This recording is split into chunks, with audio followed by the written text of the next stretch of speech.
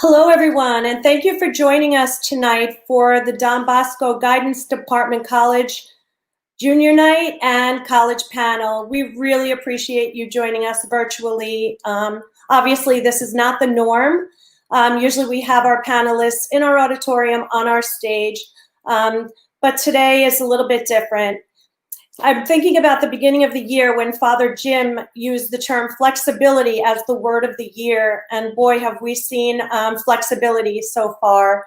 So again, thank you for logging on, and hopefully this night will give you all the same information that parents and students have gotten in years past.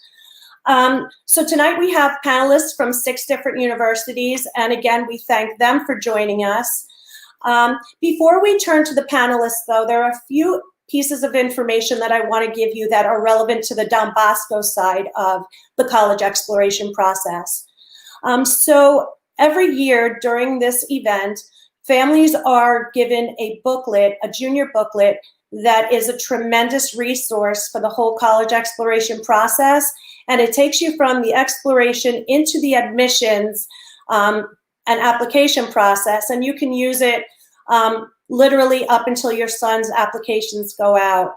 It is a really great resource. So for you, we have sent you that electronically. It should have gotten to your email sometime earlier today. Again, it's a great resource. So if you have any questions regarding timelines, standardized tests, NCAA information, that's all in this booklet. And again, we revised it for this year, so hopefully you've gotten that, and you can check out the information provided for you there. So before we turn it over to the panelists, there are a few things that I want to talk about that are really important pieces to the college exploration. So the number one thing, guys, is Naviance. So juniors, make sure you're going onto your Naviance account. For the parents who don't know what Naviance is the college planning software that we use at Don Bosco. And the whole idea behind Naviance for juniors is for the juniors to start building a list of colleges I'm thinking about. And you can actually log on to Naviance and look under the colleges tab, and right there you'll see colleges I'm thinking about. By the end of the year, by the end of junior year, we really hope that the students have at least started a list or compiled a list of schools that they've either researched thoroughly, possibly have visited. Obviously, with the times the way they are, that's not always possible this year, but just make sure that you're doing your research. For the juniors, if you do not know how to get onto your Naviance or you have not logged on yet, your username is your Don Bosco email address, and then you can set your password from there. Naviance can be used for the college search as well. Again, it is a great resource for college exploration and research. My favorite piece is Supermatch. So you can go to colleges and then click on Supermatch, and that's where you can put in your own criteria, and a list will be populated of a bunch of colleges that meet your criteria. What I love about this is the fact that you might find schools that you never have heard about that are great matches for you.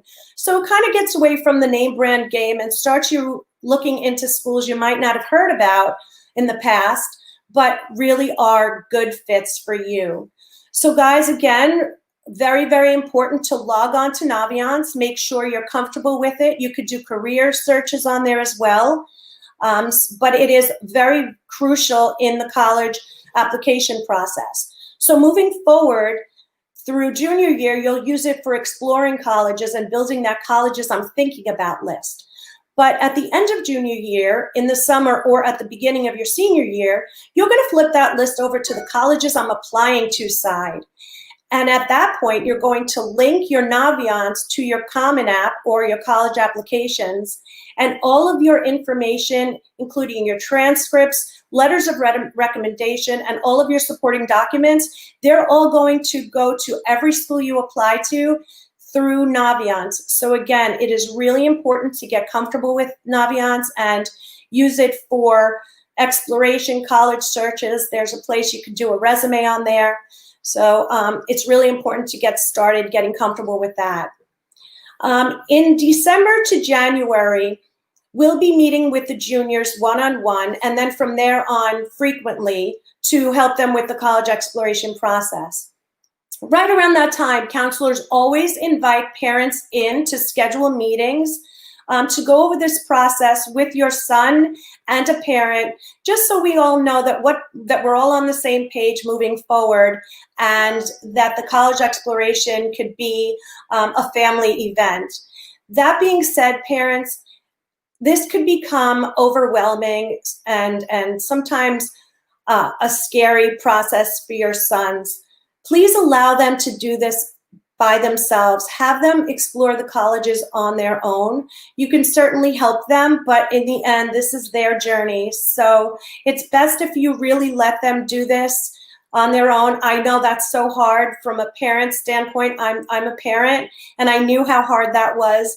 But to just step back for a little bit and let them do this on their own and see what they come up with. They could get really excited with looking at these schools. So again, allow them this time to explore on their own. Hopefully the panelists will be able to answer most of your questions tonight. I know with registration, some questions have already come in, so thank you in advance for those. But I'm going to turn it over to the panelists now, and they're going to be able to take you through this night and hopefully have you logging off here tonight or leaving us tonight feeling a lot better about the college exploration process and a little bit more excited about starting this whole journey. Thank you again for coming, and I'm going to turn it over to our first panelist, who is Lauren Riley, coming to us from Boston College. Thank you, Lauren. Thank you. Hi, everybody. Very excited to be here tonight on behalf of me and all of my other colleagues. What we're going to do is we're just going to give you a brief introduction about our schools for about 5 or so minutes. We're just going to pass it around to all of the different panelists here. But to start us off, I'm going to give you a little bit of background about Boston College. So Boston College, we are technically located half in the city of Boston and half in Chestnut Hill, Massachusetts. So we are right on the edge of the city. Boston, in case you don't know, is very much a college city. So there are over 60 colleges and universities in the greater Boston area. So it's definitely a great spot for students to be if they're interested in being in an environment where you're going to be surrounded by students your age. A few quick facts about BC. We are considered a medium-sized school. We have about 9,400 undergrads. Average class size is about 27 students. We are Division I athletics, so there's definitely a lot of school spirit around that. We do have over 300 clubs and organizations on campus. I can tell you right now, we do not have Greek life. So if that is a deciding for you, I say that I have helped cross a school off of your list because we cannot provide that for you. I will say that many of our students value that we don't have Greek life because it allows your community to evolve over time based on what you're involved in outside the classroom through those clubs and organizations. About 45 to 55% of our students will choose to study abroad during their time with us, so that is very popular. About a third of our students will do research on campus. We are a Tier 1 research institution. In terms of the academic piece, as a liberal arts institution, we have 4 undergraduate divisions. We have the Morrissey College of Arts and Sciences, which is our largest school, has about 2/3 of our undergrads, and then we have 3 pre-professional schools. So the Carroll School of Management for students interested in business, the Lynch School of Education and Human Development for students interested in education or counseling psychology is usually how I put it, or the Cannell School of Nursing, which has 1 major, which is nursing. Something we're really excited about this year is that Boston College is actually starting its first engineering program. So we will be adding an engineering program through our Morrissey College of Arts and Science. It is a general engineering degree, and I'm happy to expand on that email or, of course, chat with anyone about this offline if they have additional questions for that. The last thing I want to talk about before I address a specific question is our Jesuit mission. So Boston College is a Jesuit Catholic institution, and the Jesuits loving liberal arts as they do and loving community service, you see that love for liberal arts and that love for community service on our campus. Cura personalis, care of the whole person or educating the whole person is a really important part of our mission. You're not just a student on campus, but you're a human. And so we want to make sure that you are not only having meaningful conversations inside the classroom, but also outside the classroom. Being people for and with others or men and women for others is also really important. There is no community service requirement at Boston College. I always say you could come to BC, eat, sleep, go to class, hopefully study, Netflix, and repeat, and graduate in 4 years. That being said, 90% of our students are choosing to volunteer during their time with us, which I always say says a lot about the community that you could be joining. With my last moment here, I do want to talk a little bit about COVID in the admission process. And I know that it can be extremely stressful what you're going through as you navigate this college search process. But I think it's important to note, and you'll see this with my colleagues at other schools, is that there are humans on the other side of your application, right? If you choose to apply to BC, you're stuck with me. I'm reviewing your application. And so it's important to know that there are humans on the other side of this, and we all know about COVID. We all know that COVID happened. And I think it's important for you to trust us and that we are not going to be expecting you to have done things that you physically were not able to do. I've been getting so many questions about, well, I wasn't able to play basketball this spring, or maybe not basketball in the spring, but I was able to play lacrosse this spring, and it's going to look bad on my application. And my somewhat funny but serious response is, well, I don't want to see that you were playing basketball or lacrosse this spring because you were told to stay inside and not talk to anyone. So in fact, yes, you should not have been playing lacrosse.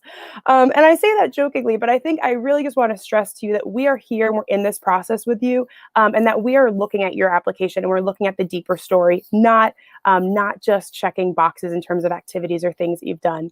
Lastly, I do think it's really important that you check with different colleges as you navigate this process to see what impact COVID could have on the admission cycle for your upcoming year, whether that's through acceptances, acceptance rates, students who are deferring. Those are going to be individual questions that pertain specifically to schools. For Boston College, we have been very tight when it comes to students taking gap years or deferring acceptance. So we do not see, especially this COVID pandemic, which hopefully if we're getting through, right, affecting future classes of admission. But I do hope that, I just want to calm your souls a little bit and let you know that we are in this together with you. We are walking this process with you, and trust us when I say that, we are not going to expect you to be able to do things or have done things that you were physically not able to do. So in that, I definitely want to give my other colleagues some time here. So we're going to turn it over to Roger Williams. Thank you. Hi, everyone. My name is Colton Bright from Rutgers University. I'm one of the Associate Directors of Admission in our office. I've worked in the field of admissions for going on 7 years now with 3 different institutions, all private liberal arts institutions ranging from small to medium size. At Roger Williams, we're about 4,100 undergraduate students and then get just over 6,000 when you factor in our grad populations. We're located just about 3 hours from Don Bosco. So we find ourselves in that sweet spot distance for a lot of students from northern New Jersey that want to get out some distance, but also stay relatively close to home. Rhode Island, as I'm sure you're well aware, is a very small state. Easy to get around, easy to do a lot of different things. We're conveniently located between 20 to 25 minutes from downtown Providence and about 25 to 30 minutes from Newport. So if you've been to Rhode Island, Newport is kind of known as a vacation destination.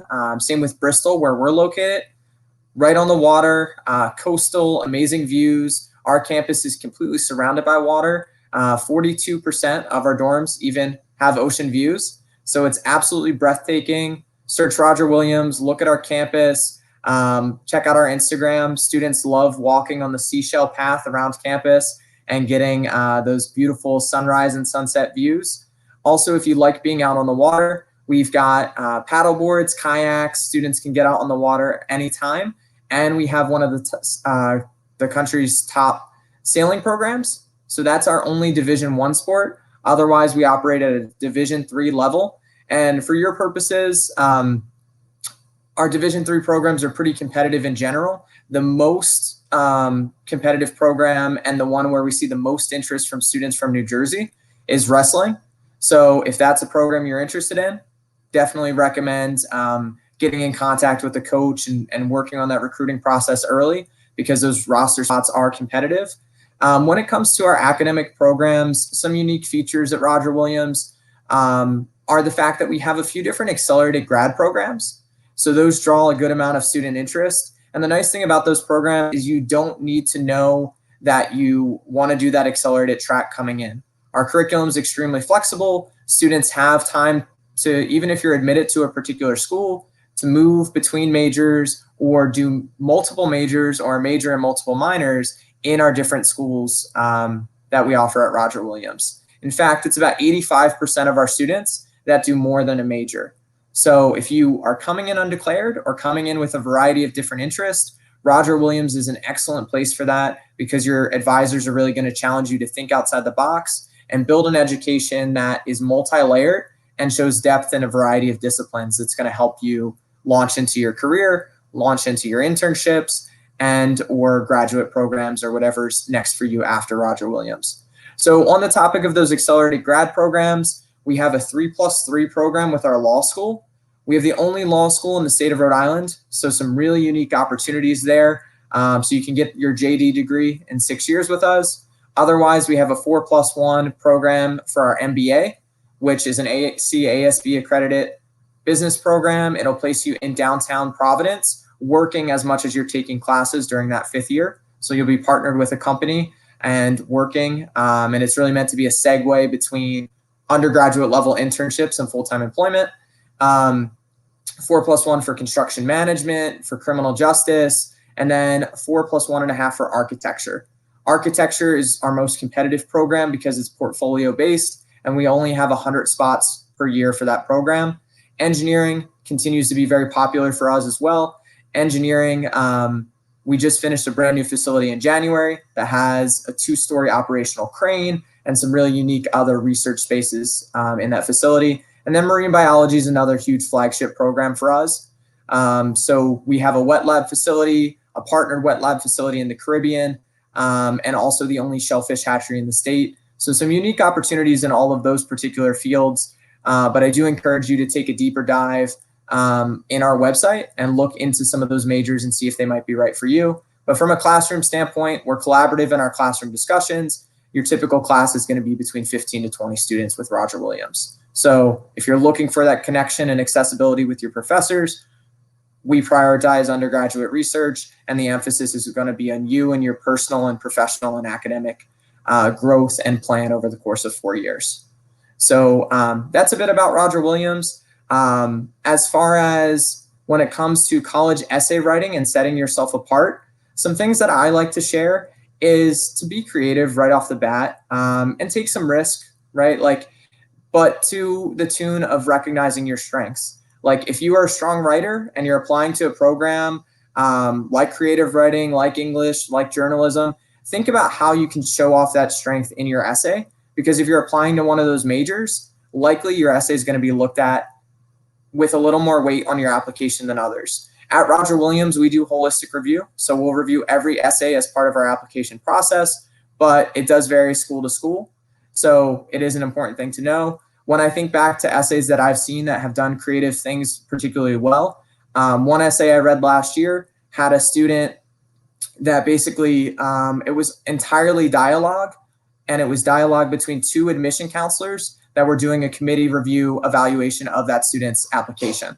So they were going back and forth talking about his strengths, maybe missed opportunities. It was just a really interesting, playful approach on how that student was going to be considered and reviewed for admission to institutions. I've seen poems, I've seen songs. You don't need to get that creative, but if it's a strength of yours, if you think you can do it well, go for it. We do appreciate that variety.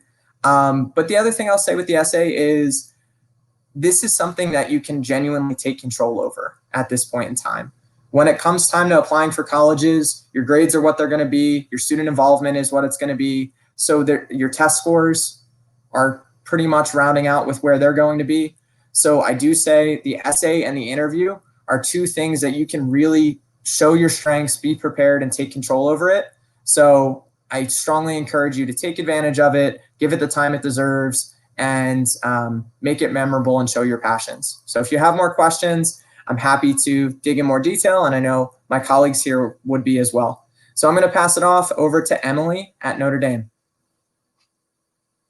Awesome. Thank you. That's great advice. And I always say that, reading those essays are the best part of our application review. We get to learn so much about you. So, we get to learn about you a lot in our application process. I'd like to talk to you a little bit more about Notre Dame and very briefly give you an introduction to Notre Dame and what we're about. I am an admissions counselor for the office, and I'm also a Notre Dame graduate. So I spend all day, every day thinking and talking about Notre Dame, and I'm always happy to answer questions. But for those of you who have not had a chance to visit campus before, you at least have this little photo over my shoulder of campus, but we are located about 90 miles from Chicago in northern Indiana, so not quite seaside views. We don't have ocean views out in our landlocked area, but we are a very residential campus. We are a private Catholic research university with about 8,600 undergraduate students, just over 12,000 students total, including our graduate and professional students. So certainly more of our students are on the undergraduate levels, and we are a tier 1 research institution, but much more of an undergraduate focus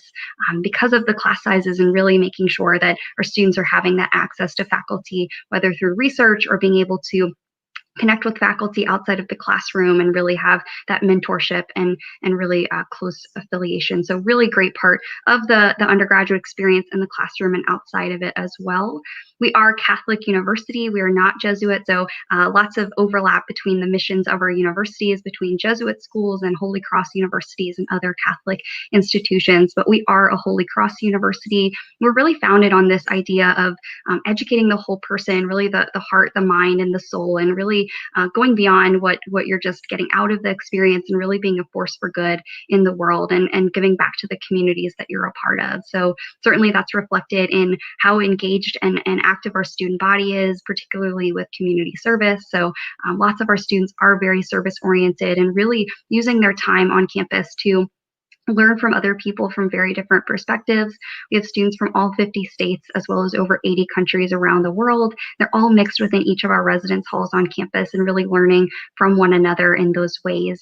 Very, very residential campus, and you're learning from students across the university from different majors, different perspectives, and different club activities and shared interests and experiences. So we have over 500 student clubs that students meet other people, from different class years across their class as well, about 2,000 students per class. So usually you graduate knowing at least most of the students in your class, or if not, 1 degree of separation from one another. So great ways to meet people across campus as well.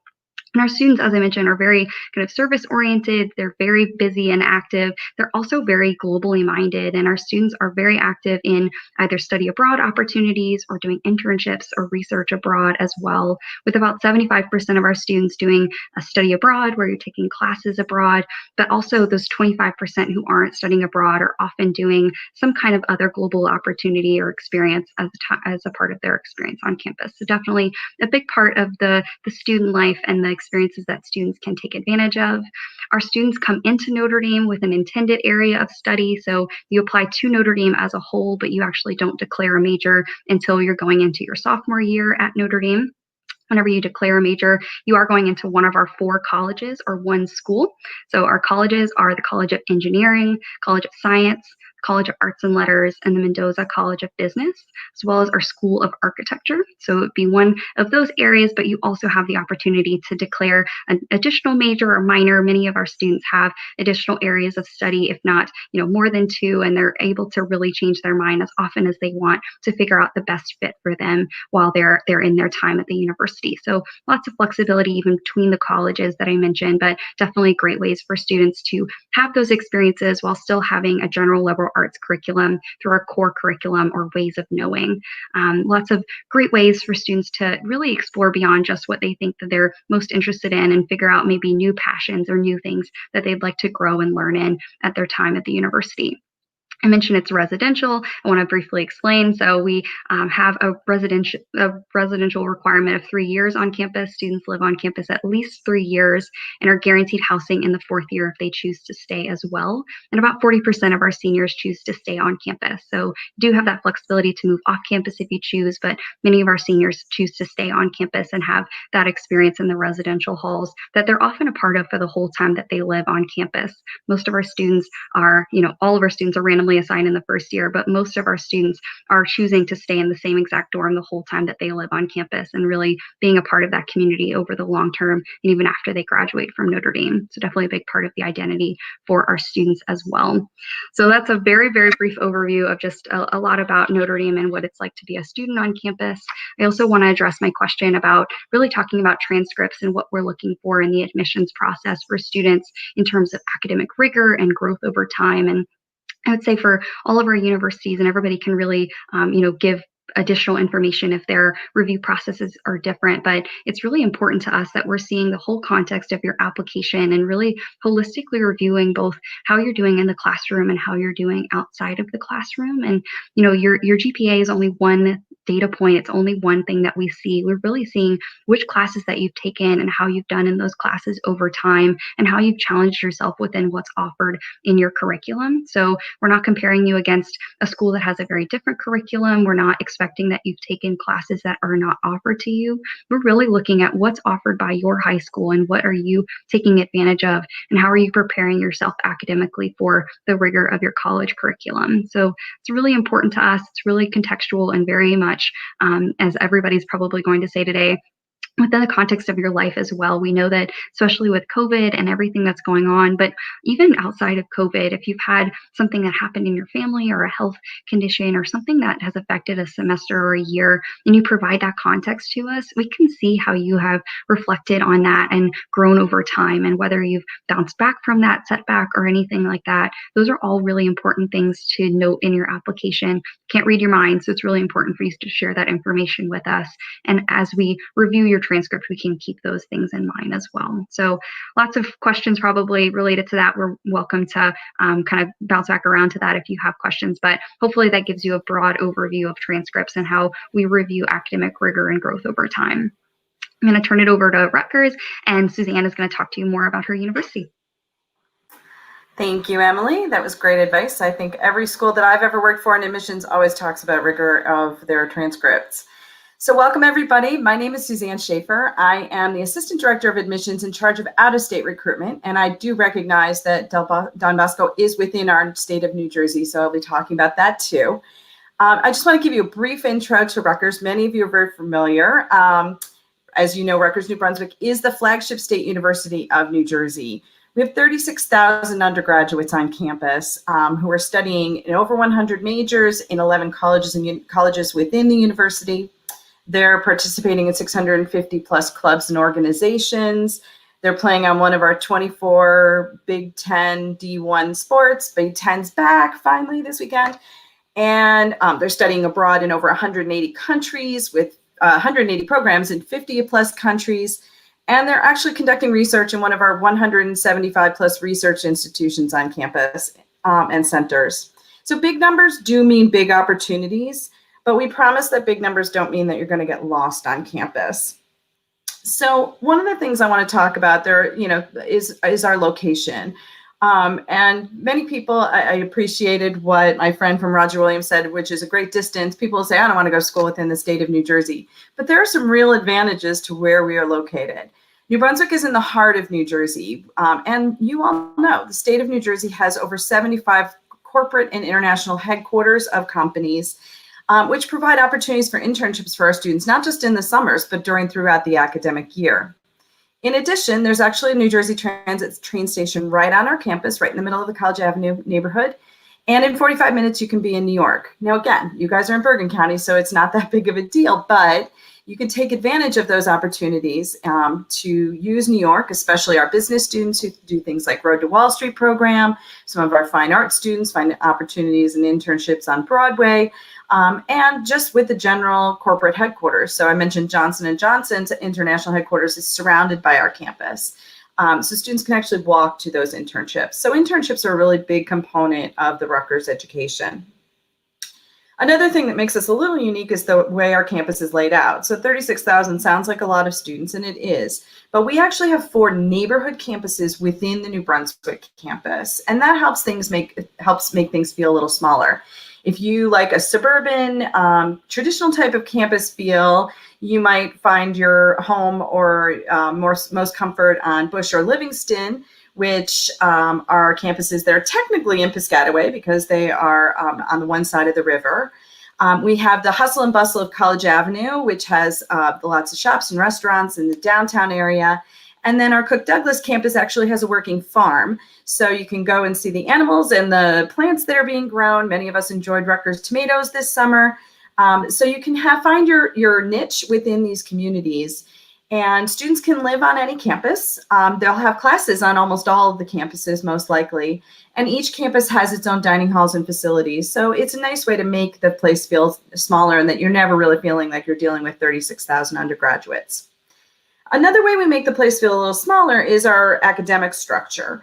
So within Rutgers University, there are 11 undergraduate colleges within the university, 7 of which freshmen can apply to, first years can apply to. And I'll just run through those really quickly, but they're School of Arts and Sciences, where most of our students, it's the largest program, it's the most of our majors. And if you're undecided, this is where you'd probably start because you don't have to choose a major until the end of your sophomore year. We have a School of Business. Rutgers School of Business is 6 majors with lots of concentrations. And again, I mentioned that awesome Road to Wall Street program. Engineering has 10 majors. Again, a place where you actually start as an engineer. So you could tell me that you're interested in mechanical or aerospace, but you'll have a chance to decide that through your freshman year curriculum and then choose at the end of your freshman year. We have a School of Pharmacy, which is a 6-year PharmD program. You graduate after the 6 years with your doctorate in pharmacy, ready to work in retail, clinical, or hospitals. We have the Mason Gross School of the Arts, which is our fine arts conservatory, which BFA or Bachelor of Music programs. We have a School of Environmental and Biological Sciences, which also is kind of overlaps with arts and sciences a little bit, but is somewhere where our macro bios are a little bit. Exercise sciences here, animal science, plant science, marine biology, things like that, plus environmental. And finally, the School of Nursing, which has 1 major, nursing, and a small program. So our classes are smaller than you might think. 60% of our classes are under 30 students. And we get extensive contact. Students get extensive contact with faculty, staff. They have multiple advisors to help them out and navigate the 4 years. Our students have mostly double majors and minors. We do have honors programs in many of our schools, and we have an interdisciplinary honors college where 500 of our best students live together freshman year and work on solving some real life problems. So we are made up of all these incredible high achieving students, but we're the most diverse in the Big Ten, which we're very proud of. And students are growing and learning among other students who come from different walks of life and different thought processes, which is a really exciting place to spend 4 years. If students decide to apply, we have a Rutgers application and we take the coalition application, but details about application is probably better for next fall. So we'll let you worry about those next fall. And that's sort of Rutgers in a nutshell. Obviously, we're a very complex place. So I encourage you to check things out. All of us on this call and every university, we're all have virtual options. We're sad not to have you on campus or to have you able to visit maybe this spring. So check out our opportunities for things like online tours. Our program is called rutgersondemand.com. It's really easy to remember. And hopefully, again, we will hopefully be hosting people on campus again in the spring. The question that your guidance counselors asked me to address was this issue about test optional and test blind. And, again, the qualities or criteria that you're going to be looking at and using the colleges use for admission, usually the first thing we look at is transcripts that Emily talked about. And then oftentimes people would talk about standardized testing as being a next big chunk. This year, everything is topsy-turvy. Many schools already had gone SAT or test optional, where students could decide, does my test score represent me or does it not? This year, knowing how much difficulty students are having to access testing for both last spring and this fall, many, if not 2/3 and up, I think it's almost 3/4 of the schools in the United States now have gone to SAT optional. Some have gone test blind, and test blind is a little different. It means that they don't want any scores at all. They don't want to see them. You could send them, but they're not going to look at them. They're going to throw them right out. Test optional means that we'll still accept them, If you want to submit them, if you think they represent you, but do not, for my seniors, I know this is a junior panel, but for seniors, I'm busy telling them, do not go out there and try to get a test at a different state and, knock yourself out.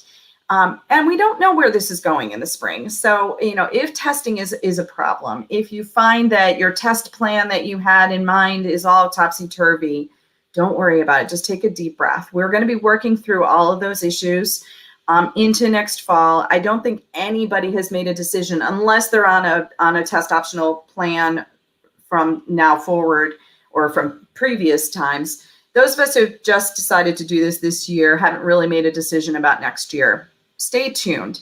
I really feel like the Rutgers process for this year is really valid, and we have a lot of data to prove our validity. So it'll be very interesting to see if we end up, we're pretty sure we're going to end up with a class that's just as equally competitive and equally awesome as if we were using scores. So I would say that there's a chance that we'll say this is going to be a movement forward to the future.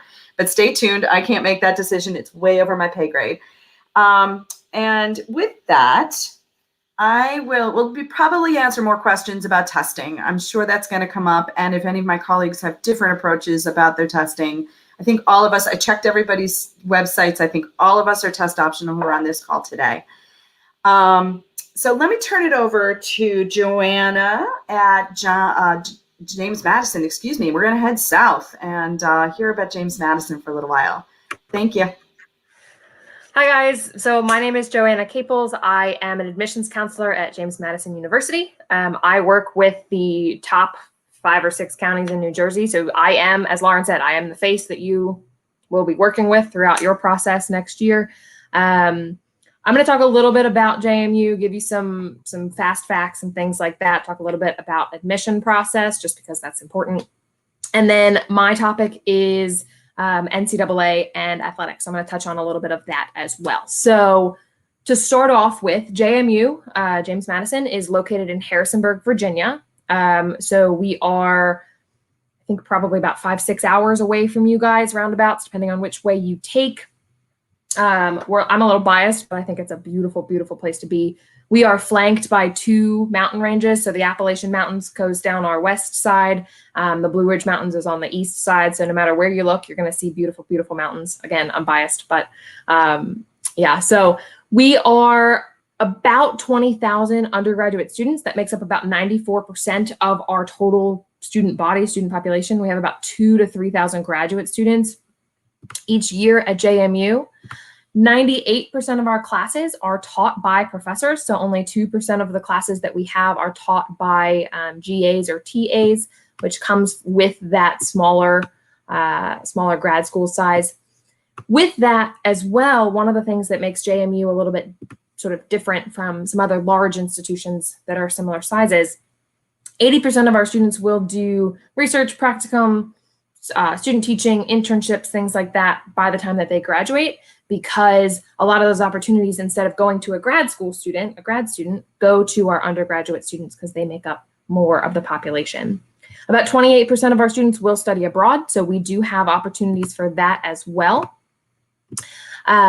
One super cool fact about JMU, we are the #1 school, according to the Wall Street Journal, in the US, public state institution, that is recommended by its students to other students, meaning that JMU students are far more likely to recommend their institution to other people, according to Wall Street Journal, than any other institution in the United States of America, and we are super excited about that.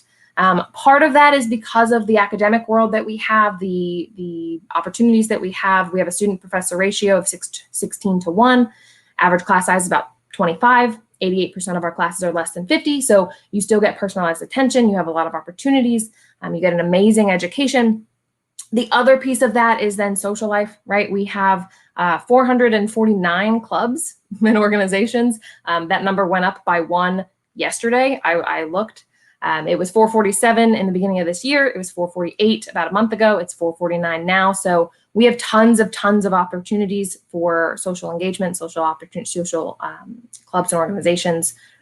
They are everything from academic clubs to leadership clubs to service clubs, multicultural clubs, athletic clubs. We have about 20 club sports. So there's tons of things that you can get involved in.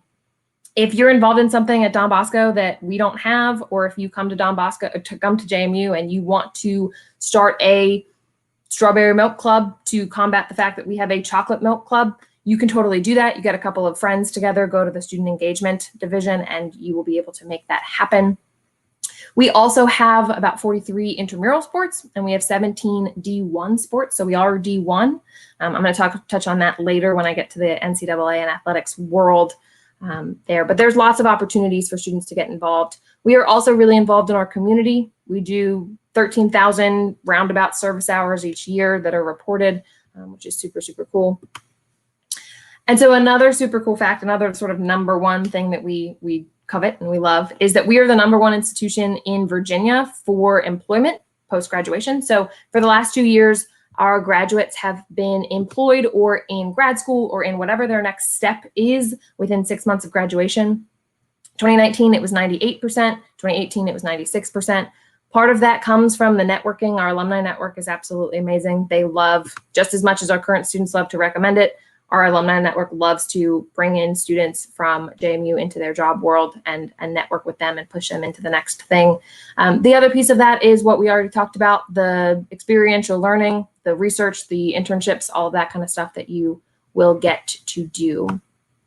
Now, we are a public state institution, so we do like to be sort of upfront with our tuition and fees. So our out-of-state tuition is $24,000 and some change. Our out-of-state total, when you add in room and board, is about $40,000 and some change. Now, I say that you guys are juniors, so I don't know how many schools you have talked to, heard from, heard about, read about. When it comes to college, there's two different prices that you'll hear talked about. One of them is sticker price, and that's what that one is. It's the one that's on the website. It's the one that's on publications. It's the one that is like just the basic, that's what the school cost. The other one that you'll hear talked about is an out-of-pocket cost. And the way that we typically reach that is through FAFSA and need-based aid, as well as scholarships, grants, things of that nature through the institution. So JMU does provide scholarships through JMU. We give about 400 plus each year. There are also some through the institution that you can apply for. And then there's also third-party scholarships that you can bring in as well.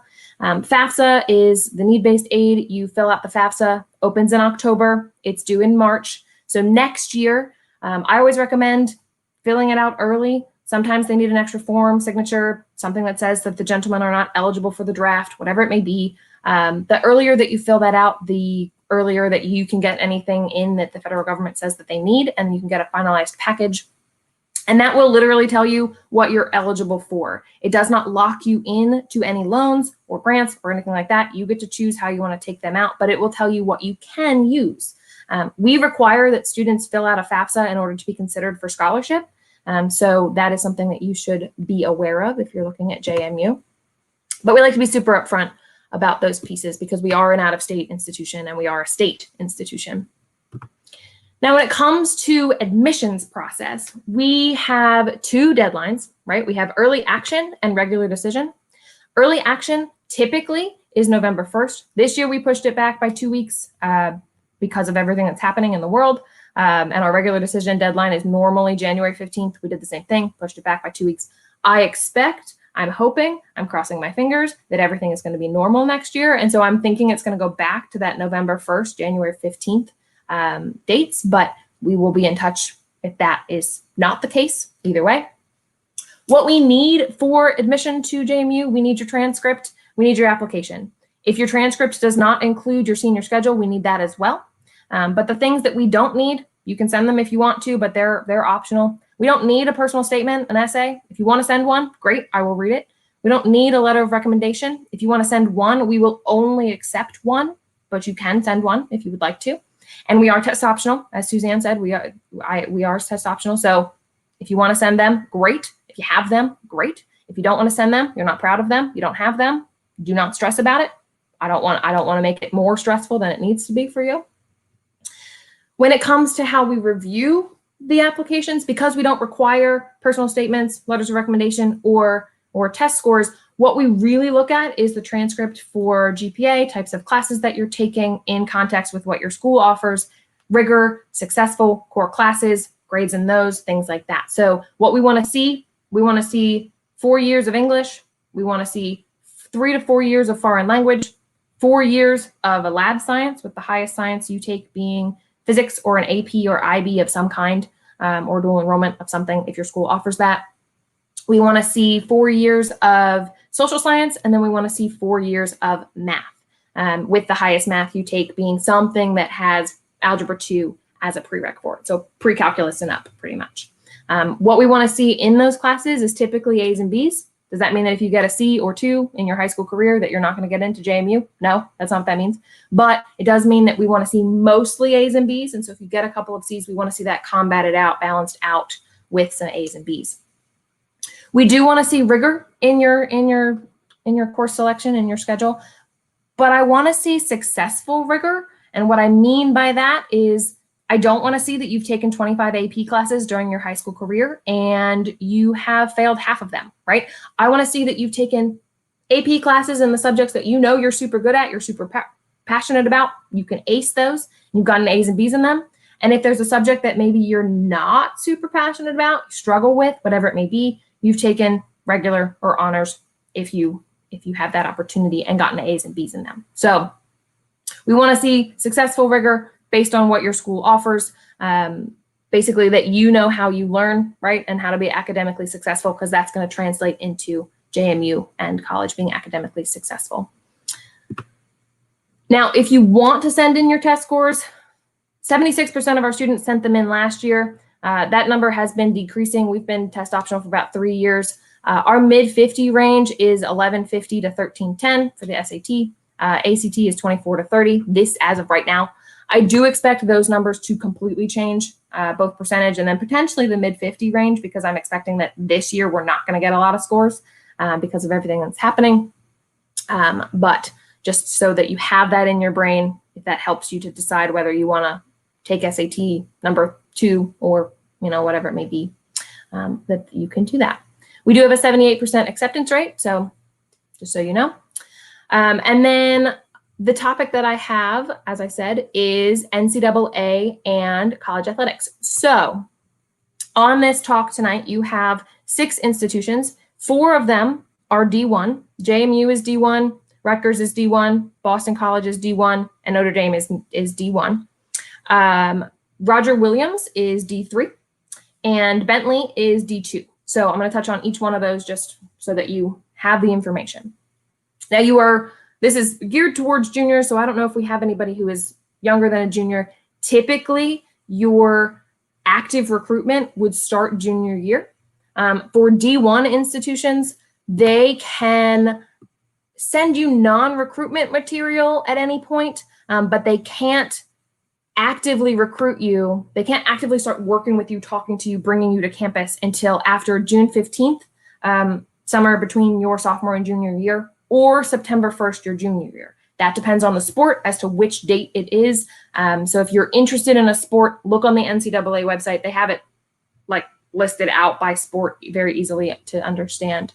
D2, similar, they can send non-recruiting materials at any time, but they can't start seriously recruiting until after June 15th, that summer between sophomore and junior year.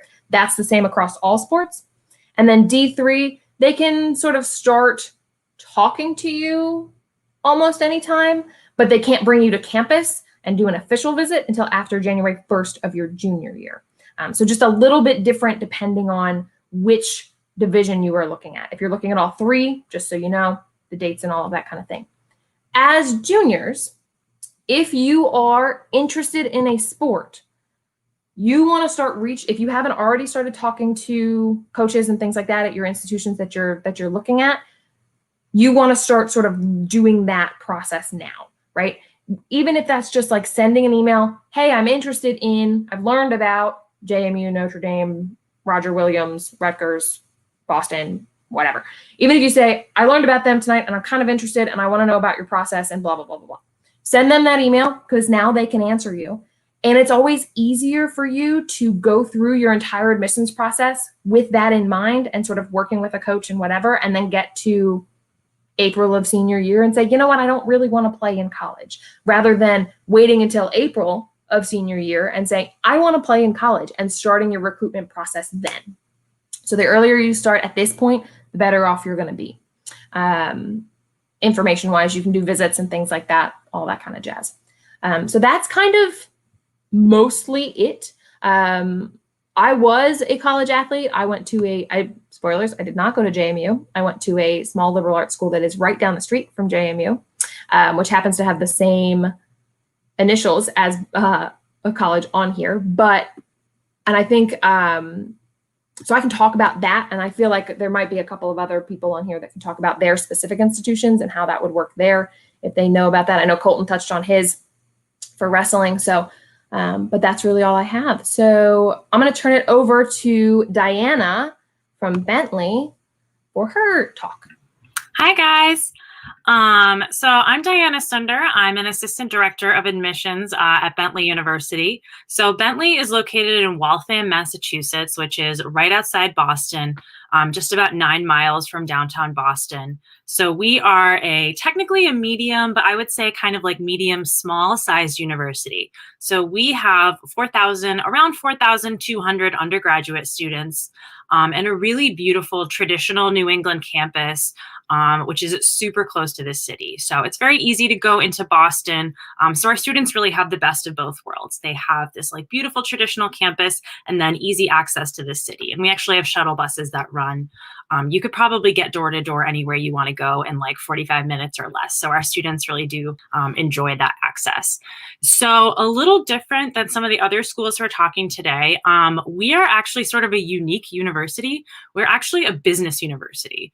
And so I can talk more about this later, but basically what that means is that all of our students take at least core classes in business.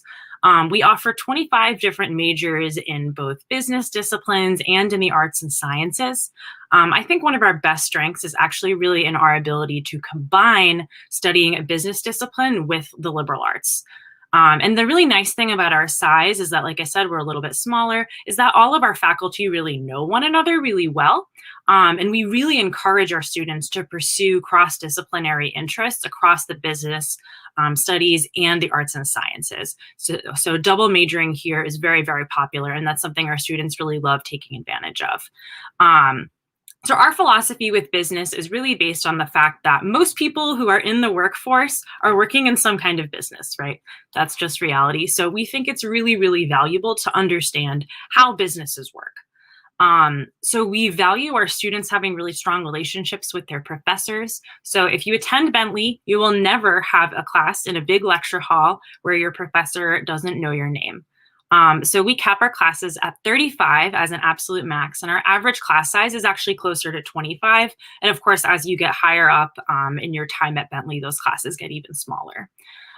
So one of our other great strengths is our career services office. We just found out we were ranked #1 in the nation by the Princeton Review, which is really nice to get some good news during a pandemic.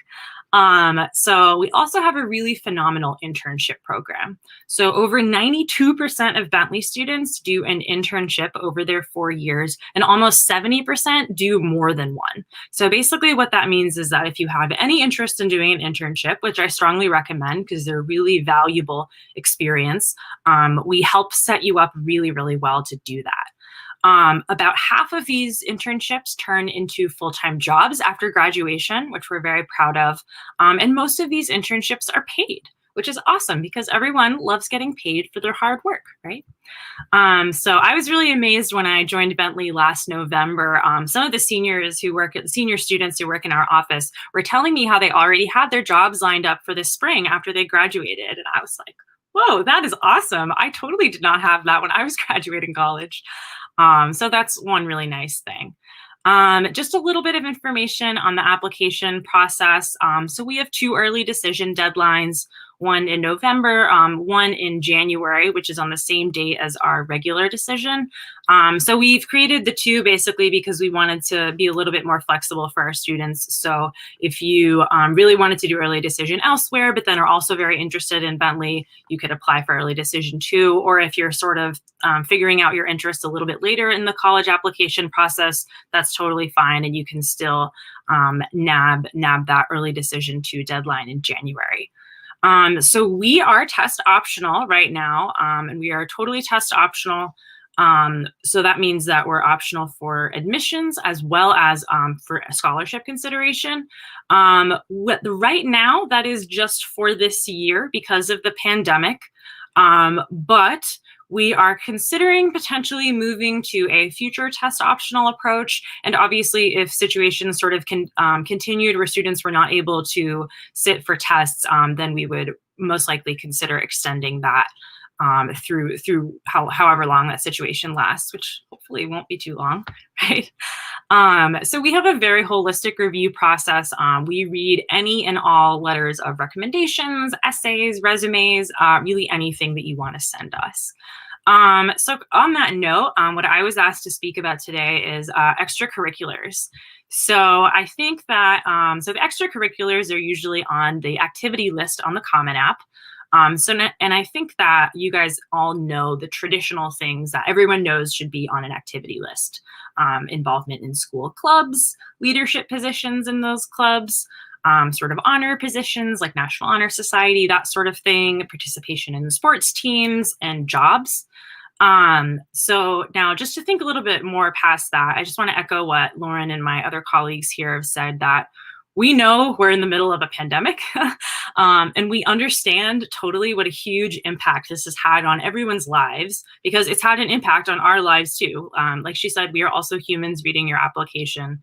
And our approach at Bentley, and I'm sure for many of my colleagues as well, is that we really don't want to penalize students for a pandemic happening, because that is obviously out of their control.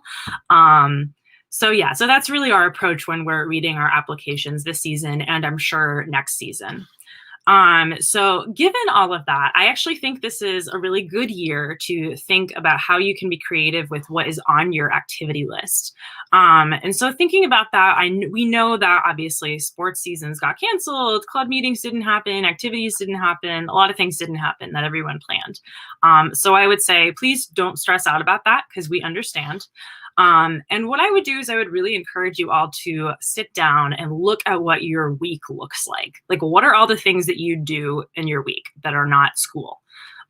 So what are the things that you're devoting time to? So even if it's not a traditional activity, I would actually really encourage you to think about including it, because sometimes those are actually the pieces that really teach us the most about you in an application.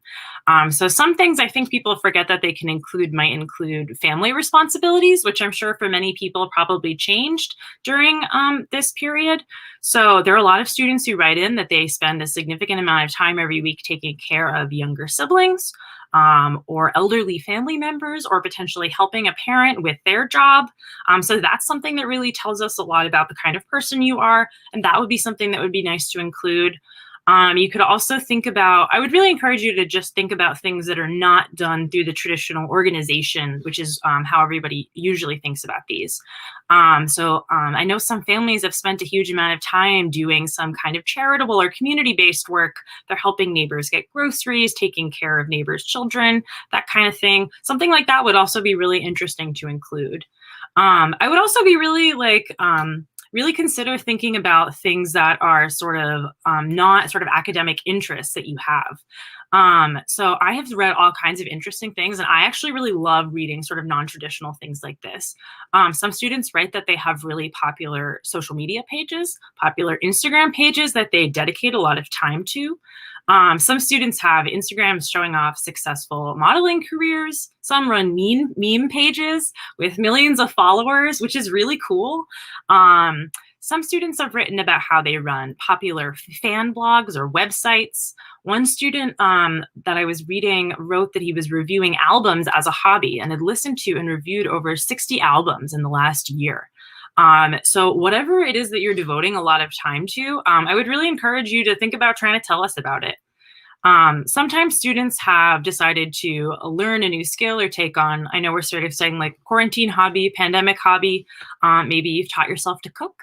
Maybe you've read a whole book series. Maybe you're super into working out and really bummed that you didn't get your sports season. Maybe you turned into your friend group's personal trainer this summer. That would be really cool to hear about too. So I would really encourage you guys to think about all of these things and really be creative with what can be on your list.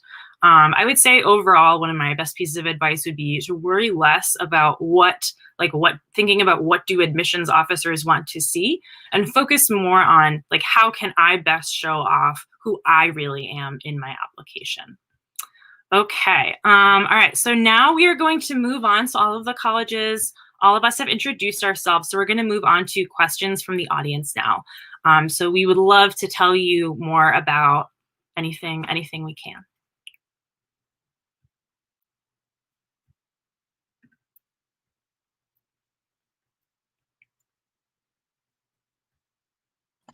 Sorry, I had to unmute myself. I'll take that one. So I think that there's so many different things, and I think every university today has really highlighted a lot of information, probably more than you could possibly write down, about the academic opportunities, the social life, the residential or off-campus opportunities, and the location, a financial fit. I think all of those are really important for finding fit. It's not just about one aspect, or whether they offer my major or whether I can get financial aid. It's really a combination of all of those types of fit.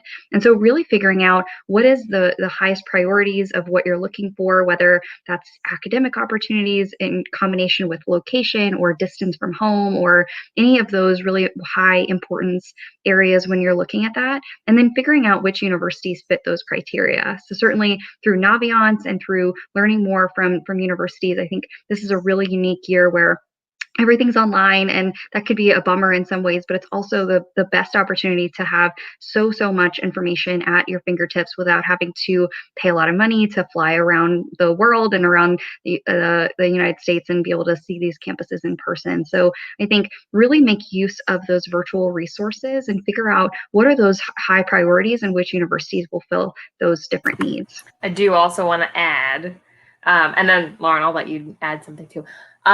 This current year, yes, we are all virtual, all that jazz. One thing that I always say when it comes to finding your fit, right? You do exactly that. You make your list, you find the schools that have your major, your sport, your club, your financial aid, whatever. Getting on campus is also, sadly, very important. So hopefully, crossing fingers, we're all crossing fingers that everything this spring is going to be hopefully normal as possible, and we're going to be able to hopefully open up some visits in person. I think most institutions are hoping to get visitors back on campus. We have visits open right now, very limited. I know that Virginia is still on the quarantine list for my New Jersey and my New York students, so don't worry about it right now, especially as juniors. But getting on campuses and being able to see whether you can see yourself walking around on, for us, the quad, walking with that group of students to class, walking into the dining hall with those students, right? Seeing yourself, can you see yourself there? Get that feel for campus is also huge for finding your fit. And then Lauren, you can go and if you have something to add. Yeah, and I was going to say, even to drill that down a little bit more is, at the end of the day, we can sit here and talk about admission and we can talk about our schools, but we're not the experts. It's going to be that current student who's going to be the experts. And I think any opportunity you have to connect with a current student at a school that you're interested in, that's how you're going to find the fit, because you're going to hear straight from the student, straight from somebody who's living and breathing it, what it's like to be a student there. So in this environment where it might not be able for you to get on campus immediately, reach out to admission offices, see if they're having virtual events where you can hear from students, see if they can connect you with a current student. We have some of those options on our website, but I really think at the end of the day, you've got to make sure that you're trying to connect with the current student, because not to, we love our jobs, but at the end of the day, they're going to be the expert and they're going to be a great resource for you.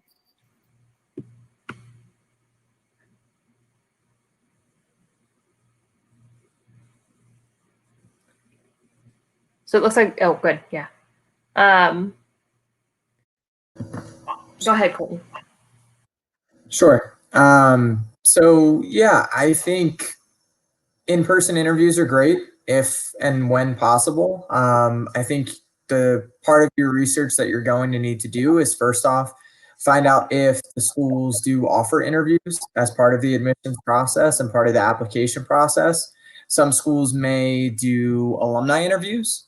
Some schools may do admission interviews. Some might do both. Some might do it on a case-by-case basis based on your application. So it happens at different times. All schools do it in different ways. The first step is finding out if it is available and the role that it plays in the process. Sometimes it simply shows demonstrated interest. Sometimes the answers and everything that you share will be directly reflected in your application review. And some interviews are going to be more evaluative, to where it's purely someone asking questions of you during the course of the time, and others are going to be conversational. So that's the initial part of what I would add, is the way you think about interviews and how you can prepare and how you can take advantage of that. I can share at Roger Williams, previous to COVID, we didn't offer interviews as part of our process because of the travel demands of our staff during the fall and application review. We simply didn't have capacity. But with COVID, we've expanded our interview offerings. We've also built out our alumni interviewing program. So looking ahead, we're going to continue to offer them, even if we're not doing it with our staff. We've got our cohort of alumni interviewers that are going to continue to be involved with the program.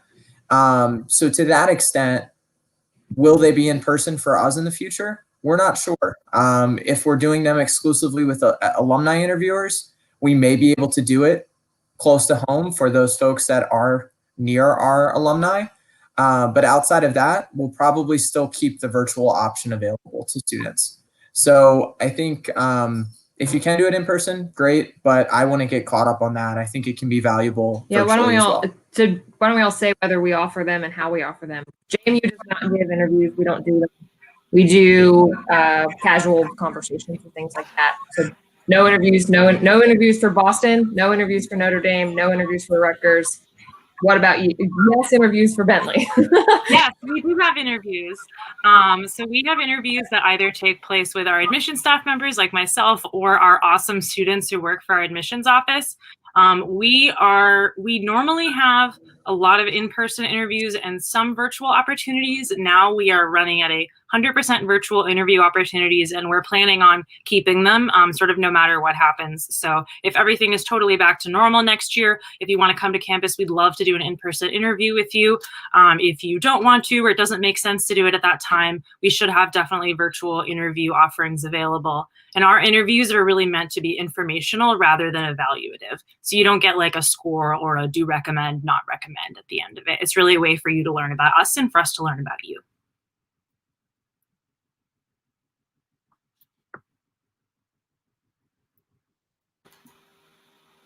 That's kind of 3 questions. Yeah. Should we try the pros and cons of early decision? Maybe pull that piece out of it, because I think we've talked about match and SAT or ACT. I guess the question is whether students should take SATs or ACTs. So let's talk about pros and cons of ED. Who has ED? So Boston College, we just added early decision actually last year. So we are new to the early decision game. And I think, there are a few pros to early decision in that, at least for Boston College, this is the only form of demonstrated interest that we will consider. So demonstrated interest, if you're not familiar with that terminology, demonstrated interest is tracked or colleges might track to see how interested we think you are. So if you sign up for an event, if you come to campus, if you email, if you go onto our website, it can get going on, but really cool tracking information. But that's a way of tracking. For some schools, the only form of demonstrated interest is going to be that early decision piece. And so that's definitely a pro. If you know that a school is your number one choice and you want to be there, applying early decision does show a school that you are committed to them, right? I always say, if you get accepted to an early decision school, like, you are entering a committed relationship, right? You are saying you're going to go there, which is not the same as early action. And so I believe we talked about early action a little bit. I'll talk about that and then kick it to some of my colleagues if they want to talk about other cons. But early action, in many cases, is apply early, find out early. So you just apply, let's say it's a November 1st deadline. You apply early action, maybe in December, let's say, you're going to find out if you were accepted to said school. You have until whenever their deposit deadline is, usually somewhere around May, you have till that date to decide if you want to go there. Now, early decision is you are making a decision early, right? You get into that school, it is binding. Again, I like to say committed relationship instead of binding, that you are going to be attending that school, you're going to be there, and you're going to become part of that community. So one of the big pros is that it does allow you to show the school that is your number one choice, that it's where you want to be. Yeah, I'll jump in there too. So we also offer early decision. We don't have early action. So we have early decision. I like the committed relationship more than binding. That sounds better. But yeah, so we have 2 rounds of it. So you could apply for the November 15th round or a January 7th. So ED1 and ED2. So those are 2 deadlines you can apply for. The statistics for both of them are pretty similar. What I would say is that our admission rates are like slightly higher for early decision because, again, you're showing us that we really, really want to be here. We do track other forms of demonstrated interest, but obviously this is a huge component for us. One thing I would keep in mind, though, if you feel that finances are going to be a deciding factor for your family, or you really want to be able to compare financial offers from different colleges, I would not advise applying ED. I would suggest applying regular decision because obviously, at least for Bentley, you can apply for financial aid and you're considered for scholarships and everything, but then you only have our offer to look at and you're really supposed to accept that offer unless it's really, really unfeasible for you. So yes, so that, yeah. I just want to add in quickly because I think I'm the only one on this call that has restrictive early action, and that's a little bit of a different kind of hybrid almost, where we do have one restriction for our early process. If you are applying to an early decision university, we ask that you apply in regular decision to Notre Dame, but you can apply to other early action processes or anything that doesn't have that commitment that we're talking about with early decision. So it's very kind of few and far between. There's not a lot of universities that have that, but you may see restrictive early action, and that would just mean that there is some restriction that's included in that early action, meaning that non-binding or non-committed early process. So just wanted to quickly clarify there.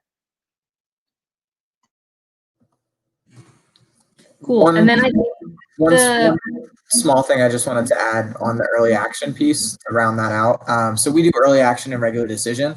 One of the things that might be unique between schools, and the reason I bring it up is because it is a unique thing that we do. One potential con of applying early action is if you're showing an upward positive trend and you want your senior grades to be reflected in your application review, typically most schools won't calculate and refactor in a quarter of grades into your cumulative GPA. But if it's a mid-year grade, they may look at that and evaluate that. So if you're looking to have that taken into account, taking some new AP classes for the first time your senior year, that could potentially be a con. At Rutgers Williams, why I say it's unique is I don't know that many colleges are doing this, but if you apply early action, our November 15th deadline, you're going to hear back from us in early December. And then when mid-year grades become available in end January, early February, we do give students the opportunity to reach out regarding our merit reconsideration. So based on your GPA, based on any additional extracurricular accomplishments that you may have had, and especially this year in a time where testing has been canceled for a lot of students and wanting to offer additional flexibility, we're giving students a chance during November, December, or January, even if they applied and were admitted as test optional or with a certain SAT or ACT score, to be reevaluated for a higher scholarship consideration at that later time where we have more information and a more complete review of the student's record. Wicked. And then I think that last question, we talked about SAT, ACT, and whether you should send them. I think we're going to touch on which one to take if you want to. So the rule of thumb that I was always taught is that SAT tests how you take a test. They count right answers for you. They used to count wrong answers against you. Unclear if they changed that recently or not. They still do that? Okay, great. So everyone's saying they still do that. No, they changed that. They did not change that. I'm getting the yeses. Somebody changed it. They changed that. They did change that. Great. Yeah. So they changed that. So now for both of them, both SAT and ACT, they won't count wrong answers against you. So you can, as long as you answer them, they'll just leave it off. Whereas before, SAT would cut them, like take points away. ACT, moreover, tests your subject knowledge. So sometimes, if you want to, taking one of each is not a bad idea. If you want to take them, if you're applying to schools that require them, figure out which one is going to be your better test. And then if you want to take another version of that, great. Like we were talking about, a lot of schools are going test optional now because we know that it's not as big of a indicator of academic ability. But if you want to take them, try both, see which one's better. A lot of schools will also super score. So if you, like, let's say you take 2 or 3 SATs, right? And you get a really good score on your English portion, your reading portion on one of the tests, you get a really good score on your math portion on another one of those tests. We will actually take those 2 scores, those 2 better scores, and put them together to create a new super score to give you the best foot forward that we can based on those test scores. But again, you choose, talk to your admissions counselors if you're not sure whether to take them or which one to take. Talk to your counselors at your high school if you're not sure which one to take, because it is kind of a case-by-case basis.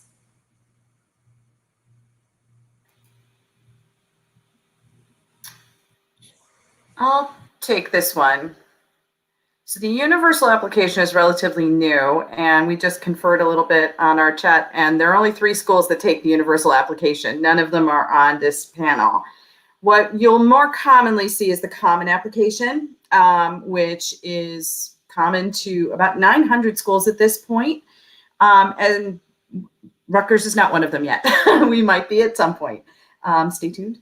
So the other application is the coalition application. So those are the 2 big common application, although there's also the application for Catholic colleges. Does somebody want to talk about that? Because that's another universal application. If schools accept the coalition or the common application or have their own application, we guarantee that we don't care which ones we take.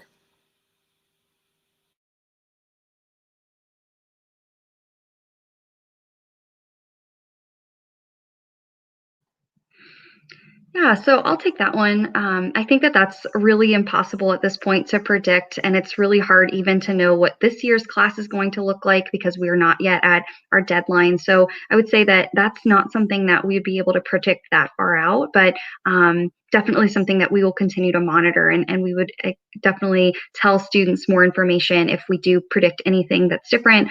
We talked a little bit about deadlines changing or things like that changing for this year's applicants, and that's something we would continue to communicate as new information is available. I don't know if anyone wanted to add on to that as well.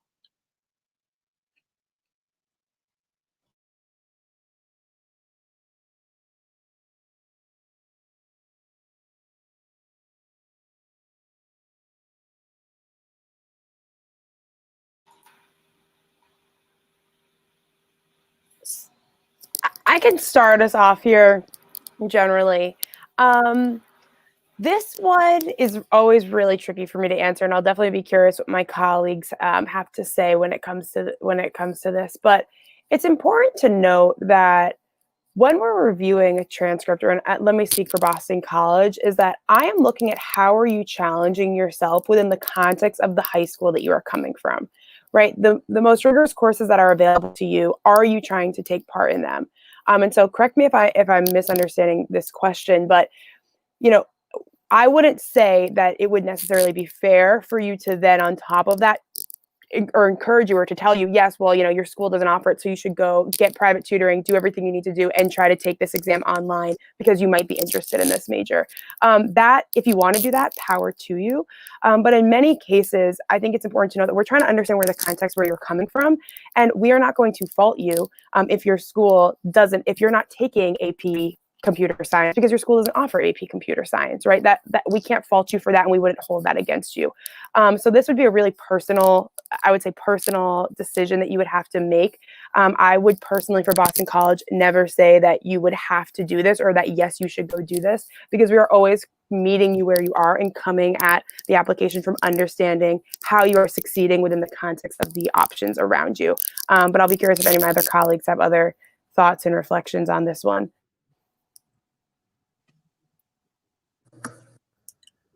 Yeah, I would really echo what Lauren was saying.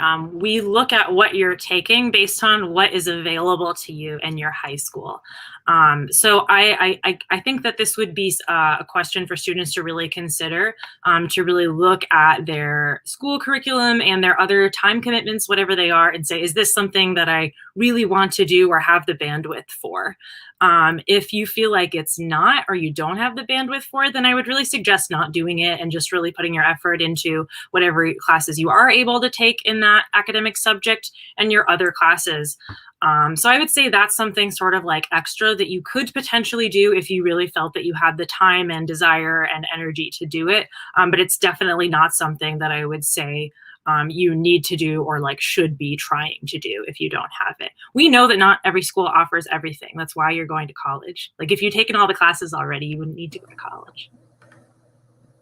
One small other thing I would add to, I would just say there is often the situation too, where if you are taking an AP class in the program that you're going to be majoring in, oftentimes it can be more challenging to get credit for that course or to get credit equivalency.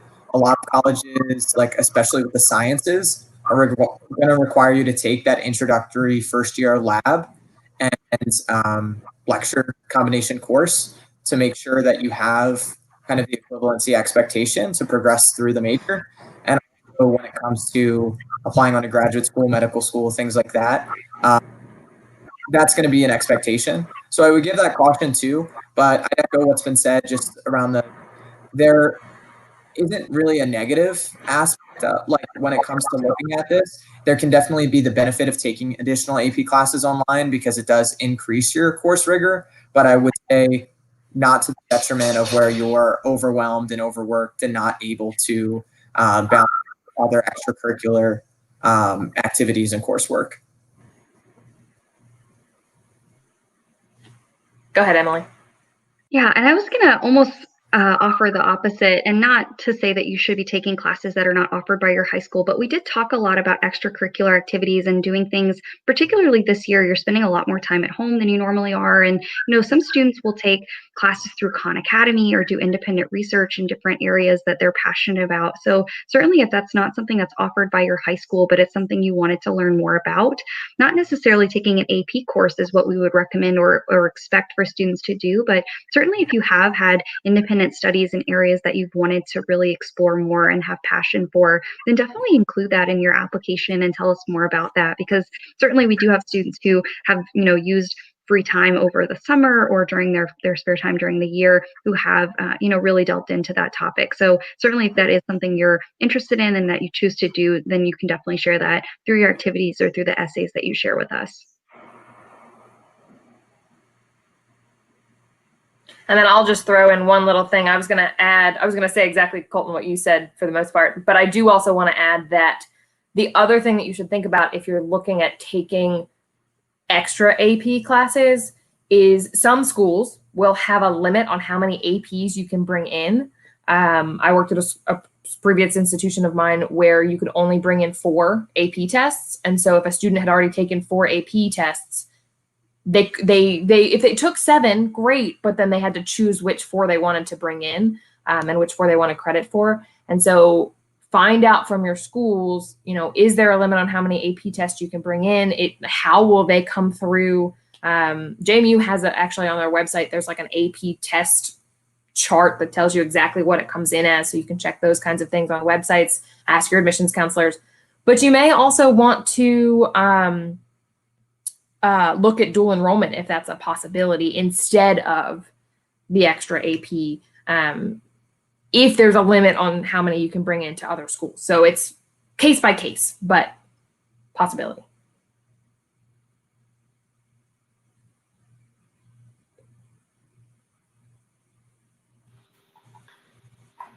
You guys mind if I take this initially? Go ahead. So actually this week is transfer week. So this is a perfect question, at least here in New Jersey. I'm not sure if it's other places, but Rutgers loves our transfer students, and I think for a variety of reasons, sometimes students find themselves taking a year community or 2 years and getting an associate's and then transferring to one of our institutions. Here in New Jersey, we make it really easy. We actually have something called NJ Transfer. You can actually look to see what classes will transfer from your community college to Rutgers or any other school within the state of New Jersey. So we've got a nice process all set up for you that makes it really easy. And the application process is actually similar to the freshman application process for most of us, with asking for college transcripts versus high school transcripts and activities maybe that you did in college, not in high school. So that would be the application process at community college. I know that it's, I think it's easier to transfer sometimes from community college to state universities that have those agreements and that articulation agreement. So that is what we're talking about, classes that will guarantee transfer. So it's a little tougher when you don't have that guaranteed transfer. So just be careful of that. If you end up starting at a community college, I would urge you to talk to the transfer advisors. They're all in place at those schools, and see what kinds of classes would transfer to the schools that you might be interested in the most. I would also just add, when it comes to transferring and planning for time at community college, if you have an end goal institution in mind, like if you're making the decision for financial purposes or for whatever other reasons when you're making that decision, Roger Williams, at least, I don't know if other schools have already previously had these sort of policies, but prior to COVID, our deferral policy was pretty restricted when it came to students taking college courses in their gap year. So it would be limited to 6 credits. So after taking more than 6 credits, you would have to reapply as a transfer applicant and have those credits and courses reviewed as part of your application. Since there was an uptick in students wanting to be closer to home and the financial impact of COVID, we did do away with that policy this year. So we opened up deferral policies for students that wanted to do community college for a year before starting at Roger Williams. And then we also did it as kind of a guided gap year. So still getting connected with an advisor, still getting connected with the registrar and the transfer coordinator to make sure all of those classes were going to be on track to make that smooth transfer transition that Suzanne mentioned. So I think it's just important to feel it out school by school and recognize that these things might even be changing year to year based on circumstance.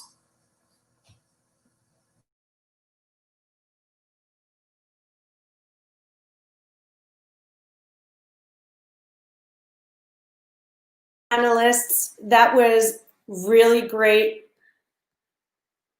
information. I hope I'm not muted. That was really great information, a wealth of information. And I think our juniors have a lot to think about tonight. But just to remind you again, you're not doing this alone. Your counselors are at Don Bosco to help you with anything you need. So please remember, starting in December, you'll be meeting with your counselors individually. And then we also encourage parents to schedule meetings with the counselor and your son so we can really just have a lot of information together and we're all on the same page moving forward. Thank you so much again for joining us, panelists. We're so excited that you are here tonight with us. And again, thank you for being flexible and being on our screens and coming into our living rooms. And families, juniors and families, I really want to thank you also.